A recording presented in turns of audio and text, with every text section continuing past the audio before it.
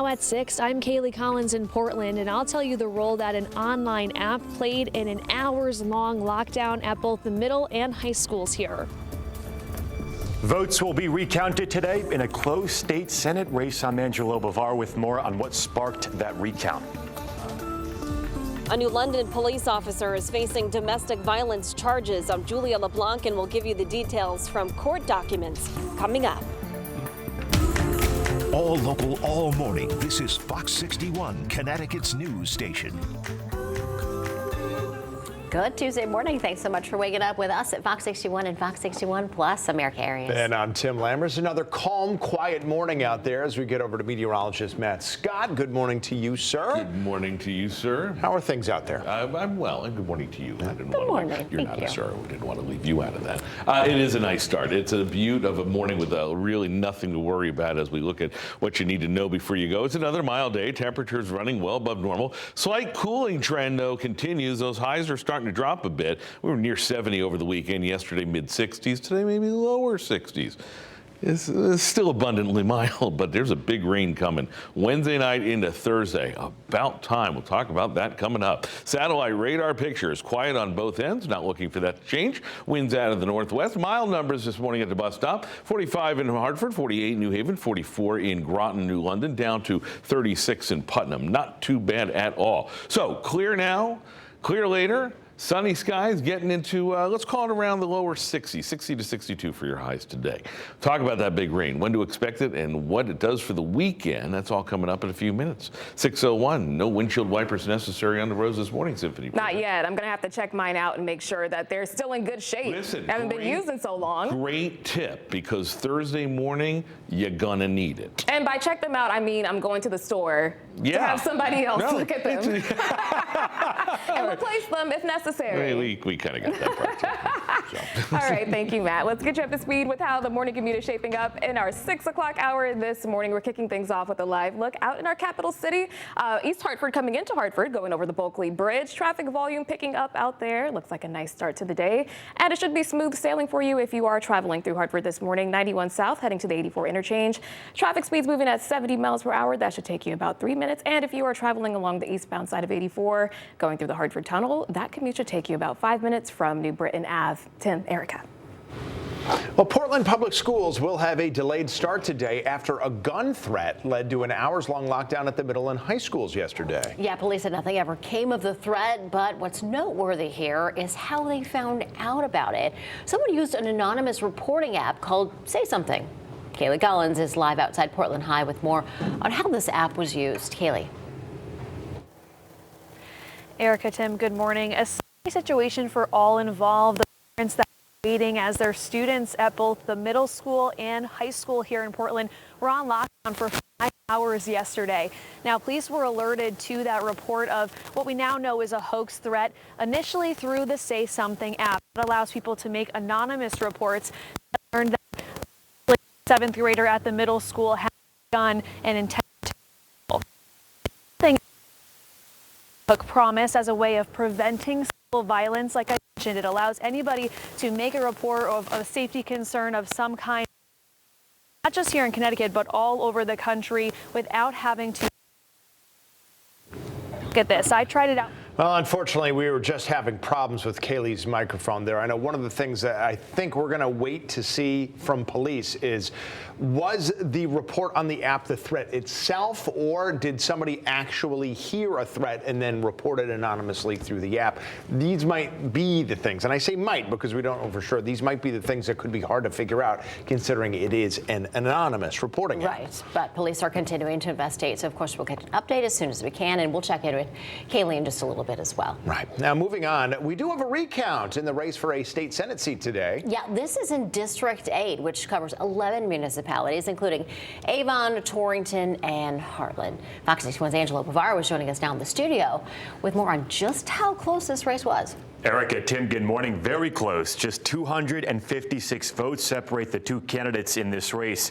That triggers an automatic close vote recount. Now, Connecticut law requires votes be recounted in each of those 11 towns and cities in this district. So here's where those numbers stand according to returns filed in the office of the Secretary of the State. Democrat Paul Honing has the lead with 28,890 votes. If those numbers hold, he would unseat the Republican incumbent State Senator Lisa Seminara, who has 28,634. She was first elected back in 2022. Now, Torrington, we know, is set to hold its recount this morning, and that's notable because this recount in the city comes after another recount last week of certain ballots because of issues on Election Day. Results from that recount show just how close this race is, and Seminara took back her concession. This new recount will include all ballots processed for this race. Now, Torrington's recount is scheduled for 10 o'clock this morning in the City Hall auditorium. That is a public process meant to be transparent, so anyone can go watch that. Tim, Erica, I will send things back to you. Hey, Angela, thank you for that report. It is 6:05 on this Tuesday morning. A New London police officer faces domestic violence charges because he's been accused, amongst other things, of choking his girlfriend. Fox 61's Julia LeBlanc shares what she's learned about the case from New London Superior Court. 29-year-old Julio Gil Martinez is out on bond and on paid administrative leave as this all plays out in court. At the same time, New London police are conducting an internal review of the case. Your Honor, Family Relations is taking a referral on this matter. A New London police officer, 29-year-old Julio Gil Martinez, is now answering to domestic violence charges brought against him. The charges include threatening, assault, strangulation, unlawful restraint, and interfering with an emergency call. Gil Martinez and his attorney didn't want to speak to reporters as they walked out of court. But a 10-page court document details a series of events leading up to this moment, involving a 2-month dating relationship between Gil Martinez and a 20-year-old woman. In those documents, Gil Martinez told officers they had a, quote, not always great relationship because he has some trust issues. The papers describe an incident in the early morning hours of November 14th at Gil Martinez's apartment, where the two lived together. Originally, Gil Martinez told officers his girlfriend, quote, stabbed him with a kitchen knife after he accused her of cheating. However, the woman told detectives the two got into a physical altercation where at one point, quote, the victim felt she couldn't breathe and thought she was going to die. The next day, officers were called to Gil Martinez's apartment when they say he was making suicidal statements to a coworker. The report says he eventually told police the victim was only trying to help him. I'm surprised. New London neighbors are now trying to process what happened. Being a police officer, you're supposed to protect everyone, you know, not being violent. Maybe they should go more in the background when they hire these officers, because we wouldn't really want someone protecting our streets and our kids when they're, you know, in their own relationships, not really having the best. The New London police chief is responding to the arrest of one of his officers, saying in part in a statement, quote, please be assured that we take matters like this very seriously and are committed to addressing this matter with the highest level of diligence. Now, Gil Martinez's bond was set at $75,000 and he's expected back in court in January. We are in New London. Julia LeBlanc, Fox 61, Connecticut's news station. Julia, thank you. Now, if you or someone you know are in a relationship that has become violent, you can call either one of these phone numbers on the screen right now to reach the National Domestic Violence Hotline or the CT Safe Connect hotline. Each of their websites is also up on your screen right now. They're both available 24 hours a day, 7 days a week. Firefighters got a brush fire under control in Andover yesterday. It took them about an hour. Yeah, it certainly was lucky for the firefighters that the weather cooperated with them, but that's not always the case. Fox 61's Kayla Cade joins us with more on their message. Andover Fire Chief tells me the fire was burning in the woods on private property adjacent to the forest, and with all the brush fires happening in our area, it's making some residents worry.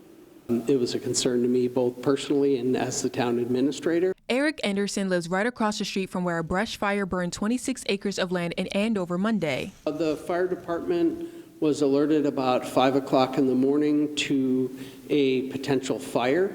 somewhere between Wheeling Road and Bear Swamp Road. When Andover volunteer firefighters arrived, Chief Ron Mike says they found a large area burning in the woods.